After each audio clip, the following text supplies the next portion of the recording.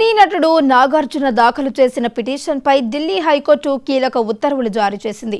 నాగార్జున వ్యక్తిగత హక్కులకు రక్షణ కల్పిస్తూ న్యాయస్థానం మధ్యంతర ఉత్తర్వులు ఇచ్చింది. దీని ప్రకారం నాగార్జున ముందస్తు అనుమతి లేకుండా వాణిజ్య ప్రకటనలో లేదా ఇతరత్రా ఆయన పేరు, స్వరం లేదా పోలీసులను ఎవరూ ఉపయోగించకూడదు. ముఖ్యంగా AI, machine learning, deep fakes వంటి సాంకేతికతలను ఉపయోగించి ఆయనను అనుకరించే ప్రయత్నం చేస్తే చట్టపరమైన చర్యలు ఉంటాయంటూ ఢిల్లీ హైకోర్టు హెచ్చరిక జారీ చేసింది. ఈ ఉత్తర్వులలో సినీ ప్రముఖుల వ్యక్తిగత హక్కులు కాపాడతాయని న్యాయ నిపుణులు అభిప్రాయపడుతున్నారు.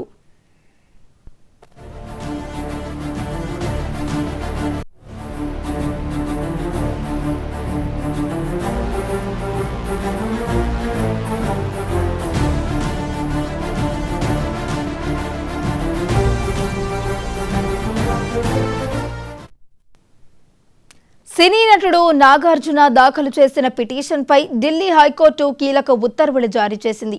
నాగార్జున వ్యక్తిగత హక్కులకు రక్షణ కల్పిస్తూ న్యాయస్థానం మధ్యంతర ఉత్తర్వులు ఇచ్చింది.